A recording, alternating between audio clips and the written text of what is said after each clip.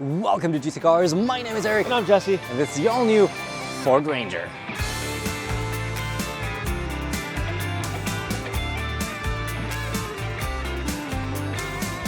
All-new Ford Ranger. Finally, new generation on this one. They got a little old. Not the Raptor, but the top spec Lariat.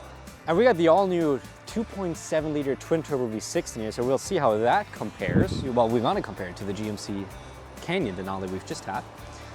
And we had some issues with that. So let's see if this fixes it. Canyon Nero. Exactly, now you finally know what it is. Anyhow, starting off with the looks. This looks like a midsize truck. Yeah, it's Yeah, carbonized gray metallic.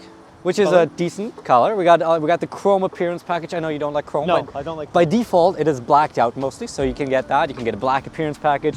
I think it looks pretty short, you know? So it's funny, isn't it usually the opposite? It comes chrome and you gotta pay for black? I know, right? Yeah. Maybe the world's changing to your liking. I would not like chrome wheels, honestly. I think it's a little gaudy. We got side steps that actually don't really flex that much. Spoiler alert. Spoiler alert, yeah, exactly. And otherwise, did we say it's a truck? Looks like a truck, got a truck bed. Got steps? On the side, actually, that's an optional extra. I think like 200 bucks. I would option that. It's pretty good, especially because you don't have a step here in your tailgate in the back. Yeah. So it's kind of a lot nicer to get in and out. But really, the key difference are going to be on the interior. So yeah, let's go warm up.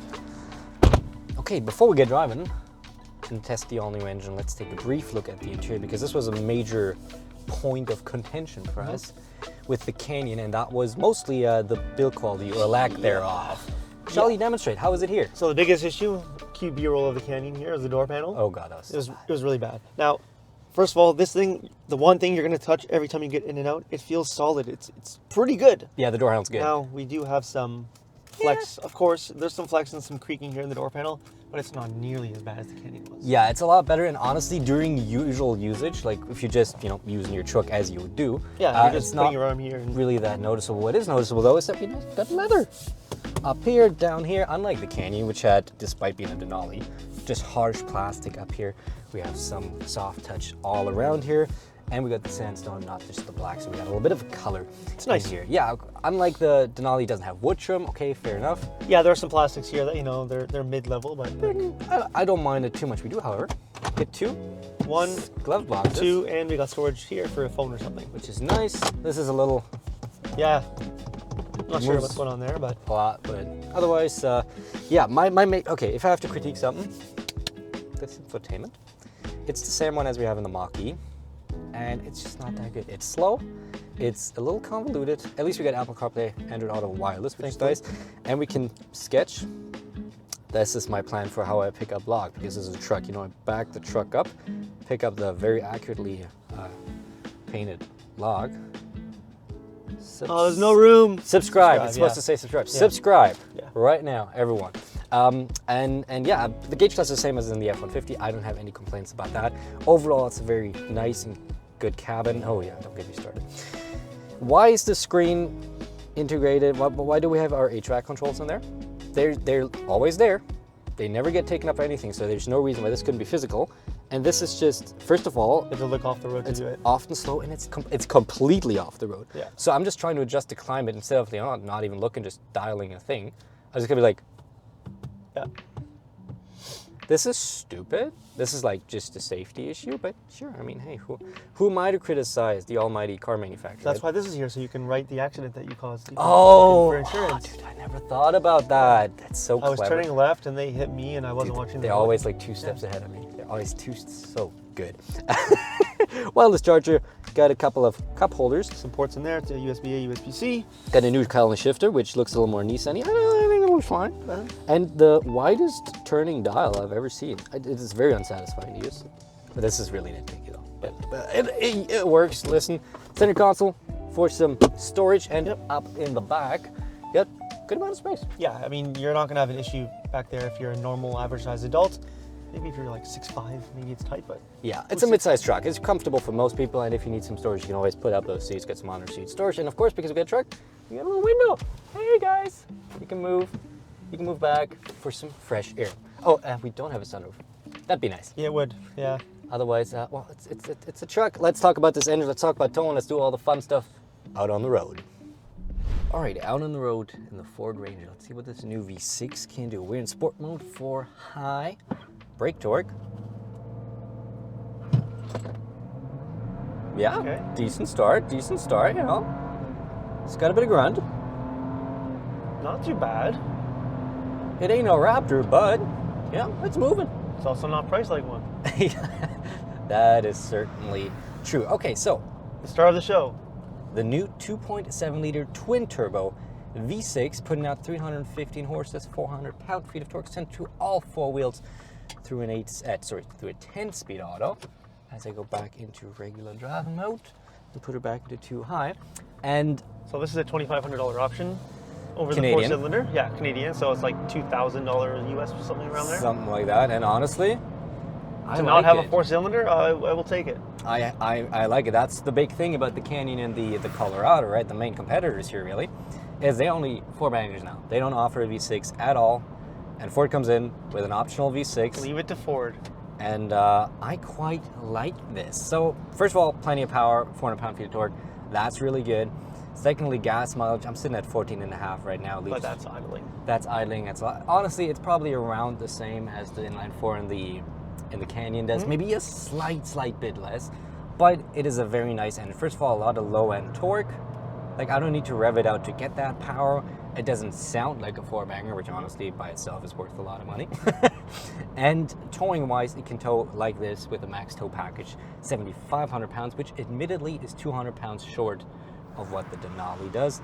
Are those 200 pounds going to, I don't know. If they're make or break, you might want to look at a full-size truck anyway. True. But I quite like this engine. Just, having this peace of mind of not having a 4-banger, which has to work less, especially I expect during towing. This is going to be so much more comfortable. But we always do a little bit of a handling test, so let's see what the Ford Ranger truck can do. Understeer. Power me out, yes. Hey, it powered you out. It did power me out. That's actually quite nice. But it's a truck. We got the 4X package, the FX4, which gives us off-road tires, so this is really not meant for doing that. But it drives totally fine, honestly. But I think we can talk about that more with you behind the wheel. Let's switch. Transmission, It's good. pretty smooth, right? I like the 10-speed. Yeah. A lot of people always complain about it in Ford products, but I always, well, except for I think once or twice. I generally like it. It's very smooth, great shifting. Doesn't seem to be hunting. No, it's doing a good job. I think only once or twice I had to kind of do a bit of a rough shift at lower speeds, but otherwise it's been just great, honestly. Which leaves us with some of the more daily driving kind of aspects of this, noise and suspension. So suspension-wise, it's not going to be like a buttery smooth. No. You're going to notice the bumps, but that's kind of a truck thing. Exactly. It's a truck, it's meant to be loaded up and tow, so there needs to be a lot of versatility in this, and it's obviously not on air suspension, so, it just is a little different. I don't find it uncomfortable, though. No. It's still it kind of eats up all the bumps. There's some jitteriness here and there, but otherwise it's nice, and especially at like non-highway speeds, I find it actually pretty quiet. Like right now. Yeah, on the highway I did notice that maybe a little bit more noise than I'd like, but it's nothing. You kind of disagree. You said you find it quiet. It's not bad. Give her. Yeah, it's got that torque. Yeah. The turbo's kicking really It quick. doesn't sound bad either. Doesn't have that lawnmower 4-cylinder sound. Oh yeah, I would 100% get the engine. Yes. Like for $2,500 Canadian, 100% I'd get the V6 over the inline 4. It is quite nice. Lastly, tech. No super advanced tech in terms of that regard. We got lane centering that is coupled to adaptive cruise control. Pretty standard. And you got to keep your hands on it, so it's pretty much the normal thing. Of course, we got a bunch of tow stuff, but if you care about that, I'd suggest you watch a proper tow review. We can't just like say we have a big trailer that we can tow, so we can't always test that. Anyhow, pricing. This lines up actually perfectly with the Canyon Denali we tested at 63,000 Canadian, 55,000 US. Well, here's the thing. Interior-wise, at first glance, the Canyon might look a little bit more upscale, right? Yeah, I know. Once you start feeling things, And touch, it kind of falls apart a little bit. 100%. Exterior-wise, I guess that's subjective. Whatever you prefer, Right. yeah. Engine-wise. Engine-wise, I mean, Yeah. you got this. Yeah, for me, it's not comparable, right? Just because I'm a bit of a purist when it comes to that, I guess. Same. I'm a hater. I'm a 4-cylinder hater. That's just all Yeah, there is to it. certified 4-cylinder hater. But no, honestly, like this is the better drivetrain. This has the better interior. And at the same price, I think this is a fairly easy conclusion here for me. Unless somehow you need those specific 200 pounds extra of towing. Yeah, unless you need those and you don't want to go for like a low spec Silverado F-150, then fair enough. But no, I think this is a great truck. I really like it. I would pick it over Colorado. I'd pick it over Canyon. The only question is, and that review is coming up hopefully not too far out, is how does it stack up to the all-new Tacoma? Which is, by all accounts, seems like a great truck. Yeah, so we will figure that out. In the meantime, let us know what you think. Do you pick the Canyon or would you pick this new Ford Ranger?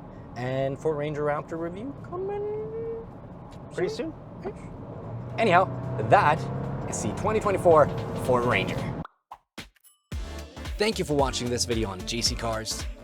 Pure testosterone! Oh! What the is this piece of shit? If you guys like the video, don't forget to hit the bell and subscribe. Should I just drive into a tree now, or? And we'll see you next Friday at 8:15 a.m. Eastern for a whole lot more fun. Bye-bye.